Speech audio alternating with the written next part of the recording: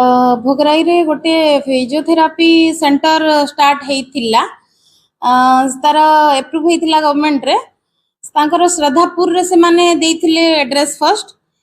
तापरे सेटा को से माने शिफ्ट करिकि नै जाइथिले चंदनेश्वर को आउ किछि रिटन अभियोग आसीथिला तांकर प्रतिनिधि सेठिकार आउ किछि जनता आसिकी कंप्लेन देइथिले किछि दिन पूर्व मो पाखरे सेही कंप्लेन को बेस करिकि मु बीएसएसओ को भोगराई रे जे हमर बीएसएसओ अछंती तांको गोटे मागिथिली एनक्वायरी रिपोर्ट ए पर्यंत से एनक्वायरी रिपोर्ट देई पारले नाही मु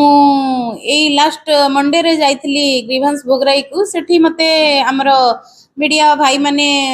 भोगराई रे जो थेरेपी सेंटर ऊपर पचारथिले मु जेहेतु एनक्वायरी रिपोर्ट पाई नथिली मु किछि प्रतिक्रिया रखी नथिली एबे मु सही दिन ही जाइथिली से सेंटर को चंदनेश्वर मु देखली चंदनेश्वर लेफ्ट साइड रोड रे रोड पॉइंट गाड़ी शोरूम गोटे अछि सही पाखरे तळ फ्लोर रे दुटा रूम एंड ऊपर फ्लोर रे तीनटा रूम नहीं छंती तळ फ्लोर जोटा कि भिन्नक्षम मानक पई पर्टिकुलरली ग्राउंड फ्लोर रे रहिबा दरकार से माने उठी परिबेनी एंड फिजियोथेरापी टा ऊपर चलाउछंती किछि तळे मशीन अछि ऊपर अछि बहुत कम संख्या रे अछि आउ स्टाफ 4 टू 5 जन थिले से दिन मु पाखापाखि 2:30 रु 3टा बेलू जाइथिली जणे ही इनमेट आसीथिले सी स्पाइन प्रॉब्लम थिला 7 वर्षर शिशु जणे ताकू थेरापी देबा पई आसिले किंतु मते एते लागिलानी फिट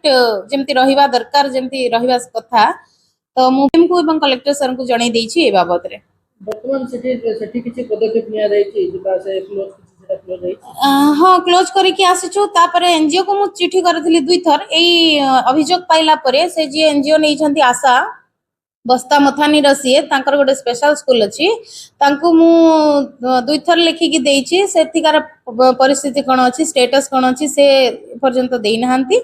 मु क्लोज करी के आसीछि आ क्लोज अछि एबे भी आपण माने देखि परिबे।